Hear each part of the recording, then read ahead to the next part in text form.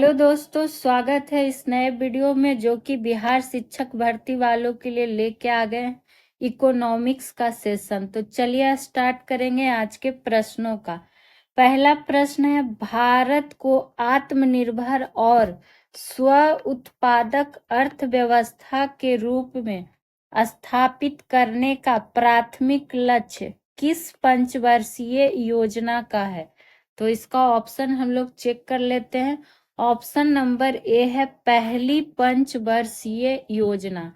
अगर पहली पंचवर्षीय योजना की अवधि की हम बात करें तो ध्यान रखिएगा कि 1951 से लेकर 1956 तक क्या थी, इसकी अवधि रही थी। वही पहली पंचवर्षीय योजना से आपसे ये पूछ सकता है कि ये किस मॉडल पर आधारित पंचवर्षीय योजना थी। तो ध्यान रखिएगा, हेराल्ड डोमर मॉडल पर आधारित। किस पर? हेराल्ड डोमर मॉडल पर आधारित। ये कई बार प्रश्न पूछा भी गया है। वहीं दूसरी पंचवर्षीय योजना की अगर हम बात कर ले तो इसमें ध्यान रखिएगा इसका अवधि क्या रहेगा। तो अवधि रहेगा 1956 से लेकर 61 तक, यानी कि 5 साल का पंचवर्षीय योजना। अगर इसकी हम बात करें कि ये किस मॉडल पर आधारित था, चूंकि यही दोनों का बराबर पूछ लिया जाता है, तो ध्यान रखिएगा महालनोबिस मॉडल पर आधारित। किस पर? महालनोबिस मॉडल पर ये आधारित था। अब आ जाइए तीसरी पंचवर्षीय योजना पर, जिसका अगर अवधि की बात करेंगे तो अवधि क्या हो जाएगा, 1961 से लेकर क्या होगा, 66 तक इसकी अवधि हो जाएगी। और तीसरी पंचवर्षीय योजना को ही क्या कहा जाता है, ये भी आपसे पूछा जाता है। तो ध्यान रखिएगा, इसको कहा जाता है गॉडगिल योजना। कौन सा योजना? गॉडगिल योजना भी इसे कहा जाता है। तो इसका जो यहाँ पर क्या कहता है, हमसे जो प्रश्न पूछा गया है ऑप्शन नंबर सी हो जाएगा राइट आंसर। तीसरी पंचवर्षीय योजना ही क्या था, जो कि जो प्रश्न पूछा जा रहा है उसका आंसर। ठीक है, तो ये जान लिए कि गॉडगिल योजना के नाम से इसको जाना जाता था। और इस टाइम यानी कि तीसरी पंचवर्षीय योजना के समय अगर आपसे पूछे कि योजना आयोग के एक एक बिंदु आपको बताया जाएगा, उपाध्यक्ष कौन थे, तो नाम ध्यान रख लीजिएगा D.R. गॉडगी। क्या नाम ध्यान रखना है? D.R. गॉडगी। और इसलिए क्या था, गॉडगिल योजना भी इसको कहा जाता था। चलिए आगे की बात करेंगे जो कि होगा इकोनॉमिक्स का दूसरा नंबर प्रश्न। क्या है हमारा दूसरा नंबर प्रश्न आ चुका है, कौन सी वस्तु जीएसटी के अंतर्गत नहीं आती है, पूछा जा रहा है आपसे। तो नहीं आती है, उससे पहले जान लेते हैं कि क्या क्या इसमें है जो आएगा। ठीक है, गुड्स सर्विस टैक्स की बात हो रही है। तो इनमें से जो ऑप्शन नंबर ए है उसको छोड़कर, जैसे कि बी क्या है, श्रृंगार प्रसाधन और आभूषण, ये आएगा इसके अंतर्गत। आभूषण और प्राकृतिक गैस ये भी आएगा, और एलपीजी और आभूषण ये भी आएगा। नहीं कौन सा आएगा, तो पेट्रोल और क्या हो जाएगा, बिजली। Option number A. ठीक है, ये सब क्या होंगे, जीएसटी के अंतर्गत नहीं आते हैं। अब वही आपको अच्छे से पता होना चाहिए कि जीएसटी क्या है। तो एक अप्रत्यक्ष कर है। कैसा कर है? तो अप्रत्यक्ष कर है जो कि जिसका उपयोग क्या होता है, भारत में वस्तुओं और क्या कहता है, सेवाओं की आपूर्ति पर किया जाता है। आपूर्ति पर क्या होता है, इसका उपयोग किया जाता है। ये आपको ध्यान होना चाहिए। वहीं अगर आपसे ये प्रश्न पूछ लिया जाए कि भारत में जीएसटी की शुरुआत कब हुई थी, तो ध्यान रखिएगा, ये डेट आपसे पूछ लिया जाता है कि भारत में जीएसटी की जो शुरुआत हुई थी 1 जुलाई 2017 से। ठीक है, तो 1 जुलाई आपको ध्यान होना चाहिए और वर्ष भी कि 2017। आगे की ओर बढ़ेंगे आज के तीसरे नंबर प्रश्न पे। आ चुका है हमारा मिलान करने वाला। अब मिलान करने में हमें क्या देखना है, एक तरफ आपका खनिज है और एक तरफ इसका स्थान का हमें मिलान करना। ऑप्शन में ए में है एंडलूसाइड्स, तो एंडलूसाइड्स की बात आई है, तो ये इसका स्थान की अगर हम बात करें तो ये उत्तर प्रदेश के मिर्जापुर जिले में पाया जाता है। कहाँ, तो यूपी के मिर्जापुर जिले में पाया जाता है। और इसमें जो होता है ना, लोहा का प्रतिशत काफी अधिक होता है, तो ये आप ध्यान रख लीजिएगा। ठीक है, वही पायरोफिलाइट, क्या है, पायरोफिलाइट, तो ये झांसी जिले में पाया जाता है। कहाँ, तो देखिए ये तो इसके सामने ही है, यानी कि बी का हो जाएगा 2 नंबर और ए का क्या हो गया 3 नंबर। उसी तरह से अगर सिलिका सैंड की हम बात करें, यानी कि सिलिका बालू रेत की, तो ये वाराणसी के पास, कहाँ, तो वाराणसी के पास चकिया क्षेत्र में पाया जाता है। कौन क्षेत्र में पाया जाता है, तो चकिया क्षेत्र में पाया जाता है। ठीक है, यानी कि सी का हो जाएगा 4 नंबर। और लास्ट कौन बच गया, चाइना क्ले। चाइना क्ले का सेंस हो गया, सुने होंगे आप लोग, जिसको चीनी मिट्टी कहा जाता है। ये पाया जाता है सोनभद्र जिला में, यानी कि डी का हो जाएगा 1। और सोनभद्र जिला कहाँ, तो ये यूपी का सोनभद्र जिला। तो ये इसमें आपको बस मिलान ही करना था, तो ध्यान रख लीजिएगा। आगे की ओर बढ़ेंगे, जो कि होगा हमारा चौथा नंबर प्रश्न। और एक एक प्रश्न इम्पोर्टेंट है, एक एक बिंदु आपको जो बताया जा रहा है इम्पोर्टेंट है। 4 नंबर की अगर हम बात करें, 200 रुपये के बैंक नोट पर किसका रूपांकन है, ये प्रश्न पूछ लिया जाता है। तो आप ध्यान रखिएगा कि 200 रुपये पे सांची स्तूप का रूपांकन है। किसका, सांची स्तूप का। और रंग की अगर बात करें तो आप लोग के पास 200 का नोट रहे तो देख लीजिए, क्वेश्चन पूछा ही जाता है, तो नोट का सारा साथ में रखते हुए क्वेश्चन पे भी ध्यान रख लेना है। ठीक है, और अगर बात करें साथ ही साथ, ये तो हो गया क्या 200 रुपये के नोट की बात। उसी तरह से आप ध्यान रख सकते हैं कि लाल किला का किस पे मिलेगा आपको, तो ये 500 रुपया के नोट पे, किस पे, 500 रुपया के नोट पे। ठीक है, और अगर बात करें, आपसे पूछ लिया जाए कि 10 रुपया के नोट पर किसका रूपांकन मिलेगा, तो कोणार्क का सूर्य मंदिर। किसका, कोणार्क का सूर्य मंदिर। हालांकि ये क्वेश्चन हम आपको पहले भी करा चुके हैं। अगर बात करें, आपसे ये पूछ ले कि 50 रुपया के नोट पर किसका रूपांकन मिलेगा, तो रथ के साथ हम्पी का। किसका, रथ के साथ हम्पी का। चलिए, आपको जो पढ़ाया गया है वही पूछ लिया जाए।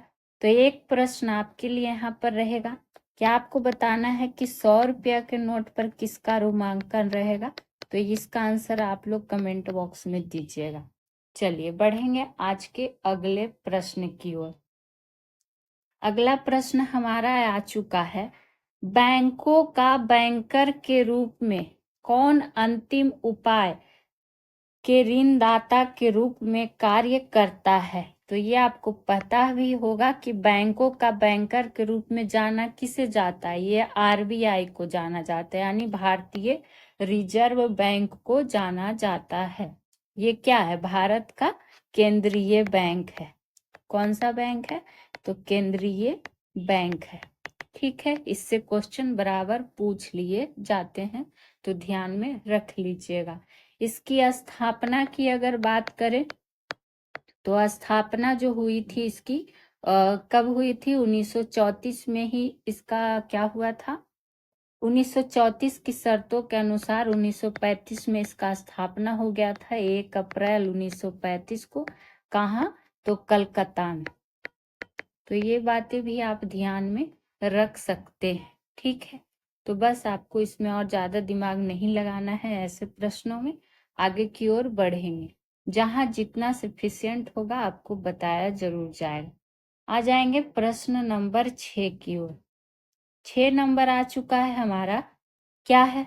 वैश्वीकरण का अर्थ क्या होता है? वैश्वीकरण, तो अगर इसकी बात हो रही है तो क्या होता है? घरेलू अर्थव्यवस्था का वैश्विक अर्थव्यवस्था के साथ एकीकरण। तो ऑप्शन नंबर सी होगा इसका राइट आंसर, ठीक है। तो आप इसमें बस ये चीजें ध्यान रखिएगा, पूछ लिया जाता है। वहीं अगर हम बात करें तो आर्थिक रूप से, कौन रूप से? आर्थिक रूप से वैश्वीकरण में, वैश्वीकरण में माल सेवाएं, डेटा, प्रौद्योगिकी, और क्या कहता है? पूंजी। पूंजी के क्या है? आर्थिक संसाधन शामिल है। तो आपसे इस तरह से भी प्रश्न पूछ सकता है, इनमें से कौन कौन इसमें शामिल है, या फिर इनमें से कौन शामिल नहीं है, तो आपको पता होना चाहिए, ठीक है। चलिए आगे की ओर बात करेंगे कि अगला प्रश्न हमसे क्या पूछा जा रहा है। 7वें नंबर प्रश्न की अगर हम बात करें तो भारत की कुल श्रम शक्ति का लगभग कितना भाग कृषि में लगा हुआ है, ये आपसे पूछा जा रहा है। अकॉर्डिंग टू, याद रखिएगा, 2011 की जनगणना के अनुसार, ठीक है। तो ये जो है क्या हो जाएगा? 2011 की जनगणना के अनुसार अगर भारत में कृषि श्रमिकों की प्रतिशत की हम बात करें तो 54.6 है। तो यहाँ पर देखिए एग्जैक्ट सी ऑप्शन हो रहा है, यानी कि ऐसे 54.6% है, ठीक। तो ये आप ध्यान रख सकते हैं, ठीक है। तो आपको बस इसमें इतना चीज ध्यान रख लीजिए। वही बात करें कि इस तरह से आप एक पॉइंट और इसमें क्या नोट डाउन कर सकते हैं कि कृषि श्रमिक भारत में कार्यबल का एक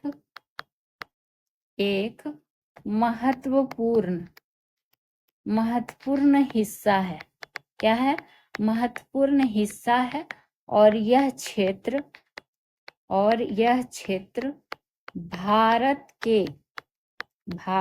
के सकल घरेलू उत्पाद में, और सकल घरेलू उत्पाद क्या होता है आप लोग को कई बार बताए हैं, तो आप लोग भी कुछ अपने से ध्यान दिया कीजिए। उत्पाद में लगभग कितना प्रतिशत योगदान देता है, तो ये डाटा भी ध्यान रखिएगा कि 17% योगदान देता है। आगे की ओर बढ़ेंगे, जो कि होगा आज का 8वां नंबर प्रश्न। और उससे पहले आप लोग से बताना चाहेंगे कि सॉल्यूशन बाय पीजे चैनल को सब्सक्राइब कर लीजिएगा। वीडियो अच्छी लगे तो प्लीज लाइक शेयर कर दिया करें।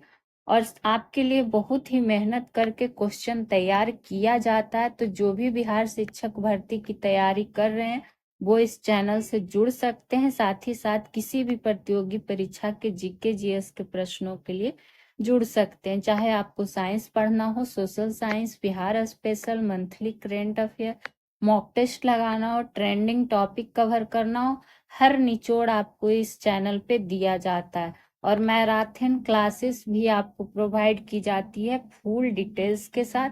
तो आप लोग एक बार प्लेलिस्ट जाके जरूर देखें, आपको वहाँ पे सारे निचोड़ मिल जाएंगे। और अच्छी लगती है तो प्लीज एक कमेंट जरूर कर दिया करें। पीडीएफ के लिए आप लोग टेलीग्राम ग्रुप से जुड़ सकते हैं। तो चलिए बढ़ेंगे अगले प्रश्न की ओर। अगला प्रश्न हमसे क्या पूछ लिया गया है? अगला प्रश्न यही पूछा गया है कि औद्योगिक क्रांति सर्वप्रथम किस देश में हुई थी। तो इसमें देखिए एक दो तरह का ही प्रश्न बनता है। क्या, अगर आपसे पूछ दे कि भारत की प्रथम औद्योगिक नीति, बिल्कुल एनसीईआरटी ही सारे विषय के प्रश्न आपको कराए जाएंगे। घोषणा कब की गई थी, ये काफी बार पूछा गया, तो ध्यान रखिएगा 6 अप्रैल 1948 को। कुछ कुछ डेट एग्जैक्ट आपको याद होना चाहिए। तो ये हुआ इसमें पहला पॉइंट। अगर इसमें देश की बात करें तो देश में क्या हो जाएगा, इंग्लैंड, यानी कि ऑप्शन नंबर डी। ठीक है।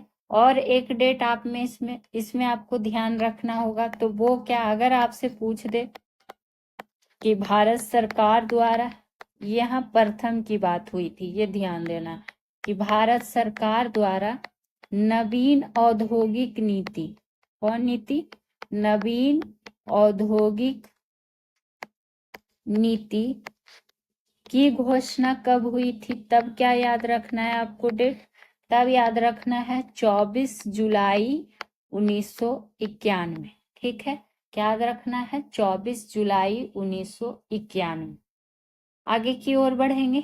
अगला प्रश्न हमारा आ चुका है, भारत का वित्तीय वर्ष कब प्रारंभ होता है। अब वित्तीय वर्ष की हम बात कर रहे हैं, तो ये आपको पता है कि 1 अप्रैल से प्रारंभ होता है।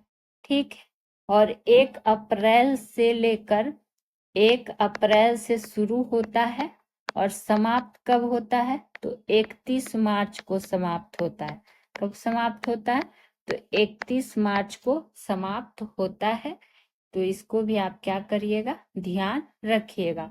वहीं वित्तीय वर्ष का कहने का मतलब क्या हुआ, वित्तीय वर्ष, तो वित्तीय वर्ष हुआ कि जिस वर्ष में या जिस अवधि में, इस तरह से लिखिएगा कि जिस अवधि में आय अर्जित की जाती है, क्या की जाती है, आय अर्जित की जाती है, उसे ही क्या कहा जाता है, वित्तीय वर्ष के रूप में जाना जाता है। उसे वित्तीय वर्ष के रूप में क्या होता है, जाना जाता है। तो ये आप ध्यान रख लीजिएगा। ठीक है, आगे की बात करें तो ये तो एक जरूर ध्यान रखिएगा कि शुरुआत कब होता है और समाप्त कब होता है।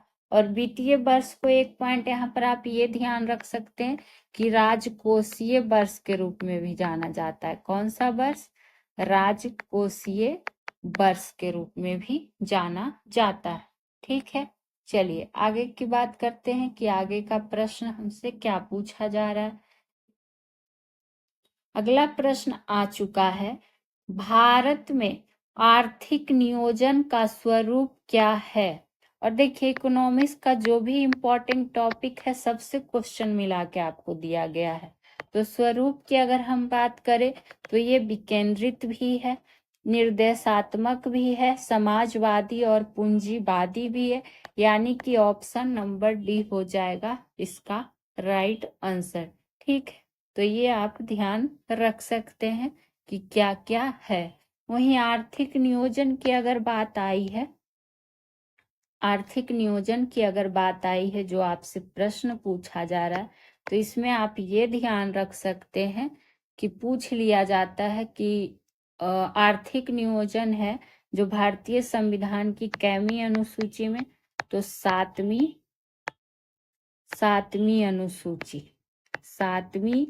अनुसूची की समवर्ती सूची, इस तरह से पूरे डिटेल के साथ लिखिएगा कि समवर्ती सूची, और उसमें भी क्या, सूची 3, समवर्ती सूची के साथ ही आपको ये भी ध्यान रखना है कि सूची 3 में है। हो सके आपसे यही पूछ दिया जाए तो आपको पता होना चाहिए कि क्या है। ठीक है, तो ये बात आपको ध्यान रख लेना है और सारे आपको क्या करना है, नोट डाउन करते हुए चलना है। हो सके आपसे क्या प्रश्न पूछ लिया जाए तो जानकारी होना चाहिए। अब आ जाइए प्रश्न नंबर 11 पे। क्या है 11 में? सर्वोदय योजना का प्रारूप किसके द्वारा तैयार किया गया था? तो जब बात आएगी सर्वोदय योजना का प्रारूप का, तब ध्यान रखिएगा जयप्रकाश नारायण। कौन हो जाएंगे? जयप्रकाश नारायण, जिनको क्या कहा जाता है? लोकनायक। लोकनायक। फिर इनसे ये भी आपको पता होगा कि संपूर्ण क्रांति का आह्वान किसने किया था? तो जयप्रकाश नारायण ने ही किया था। वहीं आजाद दस्ता का गठन किसने किया था भारत छोड़ो आंदोलन के समय? आजाद, ये सब प्रश्न पूछ लिए जाते हैं कि आजाद दस्ता का गठन, तो ये हिस्ट्री के दृष्टि से पूछ लिया जाता है कि भारत छोड़ो आंदोलन के समय इसका गठन किसने किया था? तो जयप्रकाश नारायण ने। वहीं अगर बात करें कि गांधीवादी योजना पूछ ले तो उसमें आपको ध्यान रख लेना है, पूछ लिया जाता है गांधीवादी योजना, जो कि 1944 में। और ये जो यहाँ पर इसका भी डेट है, सर्वोदय योजना, जो कि कब? तो 1950 में। डेट भी, वर्ष भी पूछ लिया जाता है, ठीक है। वहीं गांधीवादी योजना 1944, और क्या कहता है किनके द्वारा तैयार किया गया था? तो ध्यान रखिएगा श्रीमान नारायण अग्रवाल द्वारा। किसके द्वारा? श्रीमान नारायण अग्रवाल द्वारा गांधीवाद योजना तैयार किया गया था। उसी तरह से एक ध्यान रख लीजिएगा एम.एन. रॉय द्वारा, जो यहाँ पर ऑप्शन नंबर बी है, एम.एन. रॉय द्वारा। कौन सा? तो जन योजना। कौन योजना? तो जन योजना। ये सब बार बार रिपीट होते रहते हैं। तो 1945 में जन योजना। और एक ध्यान रख सकते हैं, जब यहाँ पे इन लोग की बात आई है तो ध्यान रख लीजिएगा, एक बॉम्बे प्लान पूछ लिया जाता है। बॉम्बे प्लान, ठीक है, जो क्या कहता है, इसमें कौन कौन थे? पुरुषोत्तम दास ठाकुर दास, पुरुषोत्तम दास ठाकुर दास और जी.डी. बिरला द्वारा तैयार किया गया था, ठीक है। चलिए आगे की ओर बढ़ते हैं कि आगे हमसे क्या पूछा जा रहा है। अंतर्राष्ट्रीय व्यापार का मूल आधार क्या है? अब बताइए, ऐसा प्रश्न आएगा तो आपको तो सिर्फ प्रश्न और क्वेश्चन, क्या कहता है, प्रश्न और उत्तर ही ध्यान रखना चाहिए। इसमें ज्यादा दिमाग आपको लगाना नहीं है एक नंबर के लिए। तो क्या हो जाएगा इसका? जो राइट आंसर हो जाएगा, जब यहाँ पर बात आई है, निरपेक्ष और तुलनात्मक लाभ दोनों हो जाएगा इसका आंसर, ऑप्शन नंबर ए। अब कहिएगा कि ये निरपेक्ष लाभ की अगर हम बात कर रहे हैं, निरपेक्ष लाभ, ठीक, निरपेक्ष अंतरराष्ट्रीय व्यापार की बात आई है, तो देखिए निरपेक्ष लाभ पहले जानते हैं। तो निरपेक्ष लाभ क्या हुआ कि एक देश को निरपेक्ष लाभ तब होता है जब वह किसी वस्तु को क्या करेगा, दूसरा देश के तुलना में कम संसाधन का उपयोग करके उत्पादित कर सकता है। एग्जाम्पल से समझिए, परिभाषा लिखने की जरूरत नहीं है। कि यदि भारत, इस तरह से समझिए कि यदि भारत चीन की तुलना में कम लागत पर कपड़ा बना सकता है, तो भारत को क्या होगा? कपड़ा के उत्पादन से, भारत को कपड़ा के उत्पादन से निरपेक्ष लाभ होगा। कपड़ा के उत्पादन से क्या होगा? निरपेक्ष लाभ है। और निरपेक्ष लाभ अंतरराष्ट्रीय व्यापार के अंतर्गत ही आ रहा है, तो यानी दो देशों के बीच का व्यापार की बात हो रही है। तो अगर भारत चीन की तुलना में कम ही लागत पर कपड़ा बना सकता है तो क्या होगा? भारत को निरपेक्ष लाभ होगा। उसी तरह से एक हुआ तुलनात्मक लाभ। तुलनात्मक लाभ की बात अगर करें तो इसमें क्या होगा? अगर इसी एग्जाम्पल से बात कर ले कि भले ही भारत क्या करेगा, चीन की तुलना में कपड़ा और इलेक्ट्रॉनिक दोनों का उत्पादन कर सकता है, लेकिन अगर भारत कपड़ा का उत्पादन करने में अधिक कुशल है तो भारत को कपड़ा के उत्पादन में भी क्या होगा, तुलनात्मक लाभ है। यानी कि अधिक कुशल का सेंस आ गया, तो तुलना की बात हो रही है, तो ये आ जाता है तुलनात्मक लाभ में। और ये दोनों जरूरी है अंतर्राष्ट्रीय व्यापार के लिए, तो यही आपसे पूछा जा रहा था। ठीक है, आगे की ओर बढ़ेंगे। अगला प्रश्न हमारा आ चुका है, वेल्थ ऑफ नेशंस पुस्तक के लेखक कौन है। तो ये काफी बार पूछा हुआ प्रश्न भी है बहुत सारे एग्जामों में, तो बिहार शिक्षक भर्ती में भी पूछ सकता है। ध्यान रखिएगा, एडम स्मिथ हो जाएंगे। कौन हो जाएंगे, एडम स्मिथ, जो कि कहाँ के निवासी थे ये भी पूछ लिया जाता है, तो स्कॉटलैंड के निवासी। कहाँ के, स्कॉटलैंड के निवासी Adam Smith wealth of nation पुस्तक के लेखक। कब हुआ था इस पुस्तक का प्रकाशन, तो 1776 में। ये डेट भी पूछा जाता है कि इस डेट में ये क्या हुआ था, यानी इस वर्ष में ये प्रकाशित हुआ था। ठीक है, ऑप्शन नंबर बी है मार्शल, सी है पिग्गू, और डी है क्या, कीन्स। तो कीन्स का इसमें एक पुस्तक ध्यान रख लीजिएगा कि पूछ लिया जाता है। पूरा नाम है जॉन मेनार्ड कीन्स, यानी कि इनका पुस्तक का नाम था हाउ टू पे फॉर द बार। क्या हो जाएगा, हाउ टू पे फॉर द बार। ठीक है, उसी तरह अगर ये सब क्या है, अर्थशास्त्र की महत्वपूर्ण पुस्तक है, यानी कि इकोनॉमिक्स की महत्वपूर्ण पुस्तक की बात हो रही है। अगर आपसे एक पूछ लिया जाता दास कैपिटल पुस्तक के लेखक, तो वो कौन हो जाएंगे, कार्ल मार्क्स। कौन हो जाएंगे, कार्ल मार्क्स। ठीक है, तो जो भी पॉइंट बनता है आपको यहाँ पर बता दिया जा रहा है। आगे की ओर बढ़ेंगे, जो कि है 14 नंबर प्रश्न। MODVAT है, यानी कि मॉडवेट है। पूछ रहा है किससे संबंधित है, उत्पाद कर से, या मूल्य वर्धित कर से, या फिर धन कर से, या फिर आय कर से। ठीक, तो ये जो संबंधित है उत्पाद कर से, तो ऑप्शन नंबर ए होगा इसका राइट आंसर। ठीक है, तो संबंध अब बाकी यहाँ देख ही रहे कि किस किस से ये संबंधित नहीं होगा। ठीक है, यानी कि जो ये मॉडरेट है, मॉडिफाइड वैल्यू एडेड टैक्स, ये इसका फुल फॉर्म है। ठीक है, इसी के लिए ये है। ठीक है, और ये जो है मॉडवेट की अगर बात हो रही है, तो ये वैट का क्या है, थोड़ा संशोधित संस्करण है। क्या है, थोड़ा संशोधित संस्करण है। तो आपसे ये भी पूछ सकता है कि ये इसका संशोधित संस्करण है, तो पता होना चाहिए। वहीं अगर बात करें मॉडवेट का, तो मॉडवेट को 1986 में, कब, तो 1986 में क्या किया गया था, भारतीय कर प्रणाली में शामिल किया गया था। तो ये प्रश्न भी आपसे हो सके पूछ लिया जाए, तो एक एक बिंदु नोट डाउन जरूर करना है, बार बार बोलते हैं आपको। आएंगे अगले प्रश्न पे।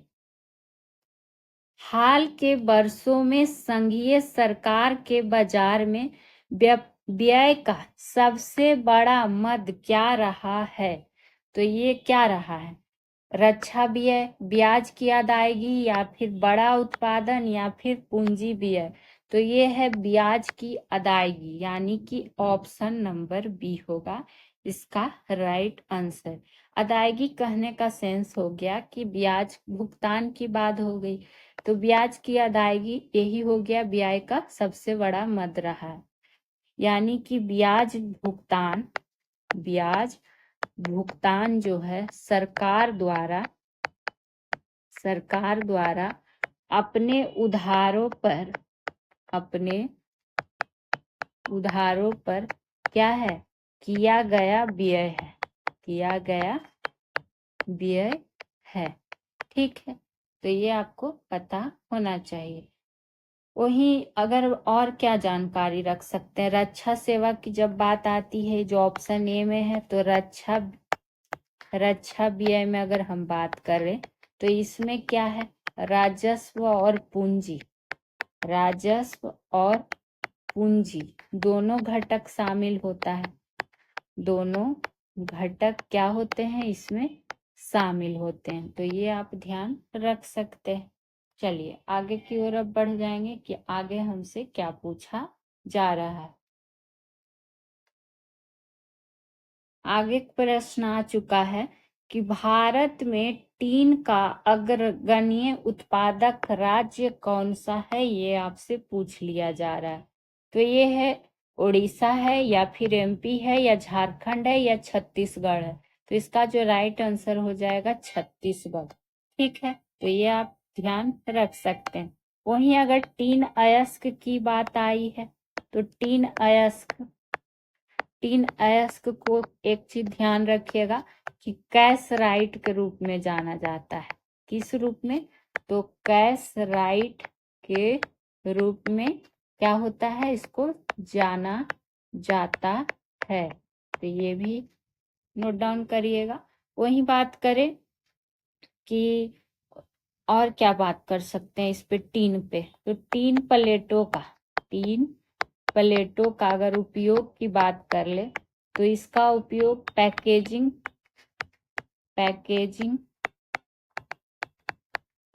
खाद्य उत्पादों में क्या किया जाता है, ये आप लोग को पता भी होगा, देखते ही होंगे, किया जाता है। ठीक है, चलिए आगे की ओर बढ़ते हैं 17 नंबर प्रश्न पे कि 17 में क्या है। 17 नंबर प्रश्न आ चुका है, भारत की राष्ट्रीय आय की गणना किस आधार पर होती है, ये आपसे पूछा जा रहा है।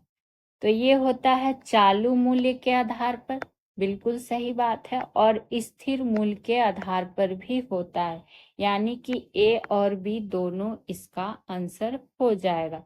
ठीक है, चालू मूल्य के आधार पर अगर हम बात करें तो कहने का सेंस हो गया कि इस विधि में, ये दोनों विधि हैं जिस पे क्या होती है, भारत की राष्ट्रीय आय की गणना आधारित होती है।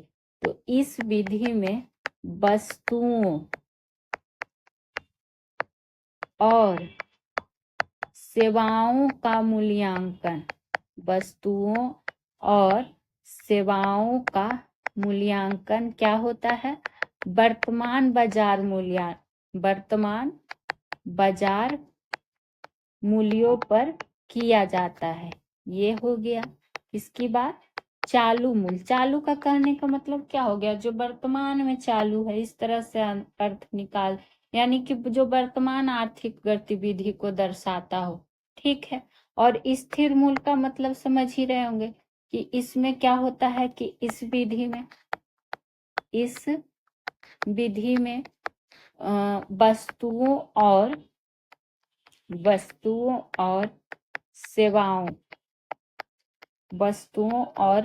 सेवाओं का मूल्यांकन एक आधार वर्ष के मूल्यों पर किया जाता है। ठीक है, तो बस यही दोनों में थोड़ा सा का क्या है, अंतर हो जाता है। आगे की ओर बढ़ते हैं अगले प्रश्न पर सीधा सीधी कि क्या है, प्रत्येक वस्तु इंतजार कर सकती है लेकिन कृषि नहीं, ये स्टेटमेंट किसका है, ये आपसे पूछा जा रहा है। तो देखिए ये जो स्टेटमेंट है जवाहरलाल नेहरू का है। तो ये आपको ध्यान रख लेना है बस कि किनका ये स्टेटमेंट था। और ये स्टेटमेंट जो उन्होंने दिया था 1948 में दिया था। कब दिया था, तो 1948 में ही दिया था। उसी तरह महात्मा गांधी जी 1946 में कहा, नोआखली में एक स्टेटमेंट बोले थे। वो क्या बोले थे कि भूखे के लिए क्या है, रोटी ही भगवान है। बात तो सही है, भूख लगेगा तो रोटी तो चाहिए, तो भूखे के लिए क्या है, रोटी ही भगवान है।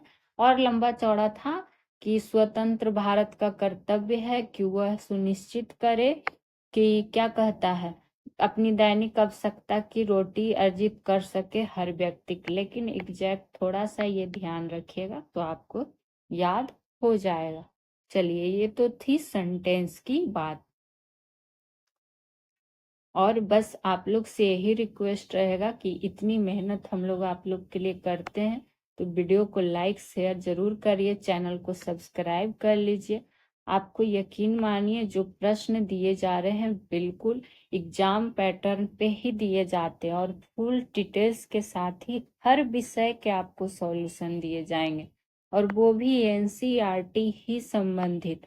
तो आप चाहें तो चेक भी जाके कर सकते हैं, चाहे आपको साइंस पढ़ना हो, सोशल साइंस, बिहार स्पेशल, या फिर मंथली करेंट अफेयर, या फिर महामैराथन, यहाँ तक कि आपको मैराथन क्लासेस जो भी कराई जा रही हैं डिटेल्स के साथ ही कराई जाती। फिर आपको मॉक टेस्ट देना हो, ट्रेंडिंग टॉपिक भी कवर कराया जाता है। यानी जीके जीएस की संपूर्ण तैयारी आप इस चैनल से कर सकते हैं, चाहे आप बिहार शिक्षक भर्ती देने वाले हो या फिर किसी भी प्रतियोगी परीक्षा की तैयारी करते हो। और एक बार आप लोग प्लेलिस्ट जाके जरूर देखें, और अगर वीडियो अच्छी लगे तो प्लीज एक कमेंट कर दिया करें, अपना सुझाव दे सकते हैं। टेलीग्राम से भी आप लोग जुड़ सकते हैं। अब बढ़ेंगे सीधे अगले प्रश्न पे, जो कि आ चुका है हमारा, कि कौन सा एक सही सुमेलित नहीं है। तो पहले देखते हैं कि कौन कौन सा सही सुमेलित है। फूलों की खेती, फ्लोरिकल्चर, तो ये तो सही है। फसलों की खेती, एग्रोनॉमी, ये भी सही है। सब्जियों की खेती, हॉर्टिकल्चर, तो ये देखिए यहाँ पे गलत हो गया। आगे था फलों की खेती, पोमोलॉजी, तो ये भी सही था। तो पहले तो जो सही था उसको ध्यान रखना है कि कौन किसका क्या कहलाता। लेकिन अगर सब्जियों की खेती फिर क्या कहलाता है, तो ये कहलाता है ओलेरी कल्चर। क्या कहलाता है? ओलेरी कल्चर। तो हॉर्टिकल्चर में क्या होगा? तो हॉर्टिकल्चर होता है बागवानी। ठीक, अगर यहाँ पर बागवानी से संबंधित अध्ययन पूछता तब क्या हो जाता? हॉर्टिकल्चर। तो यहाँ पर बस यही मिस्टेक था जो कि हम लोगों ने ढूंढ लिया। 20 नंबर पे बात करें, राष्ट्रीय अनुसंधान प्रबंधन एकेडमी कहाँ है? तो ये कहाँ है? हैदराबाद में। ऑप्शन नंबर बी होगा इसका राइट आंसर। इसकी स्थापना कब हुई थी? तो स्थापना 1976 में हुई थी। कब? तो 1976 में हुई थी। उसी तरह से अगर हम बात करें तो इम्पोर्टेंट में ध्यान रखिएगा कि पटना में राष्ट्रीय डॉल्फिन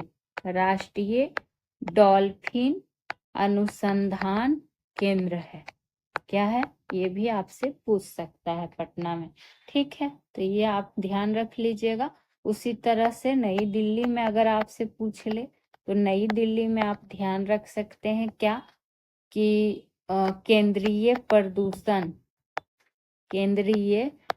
चूंकि प्रदूषण तो वहाँ बहुत ज्यादा होता, तो केंद्रीय प्रदूषण नियंत्रण बोर्ड कहाँ है?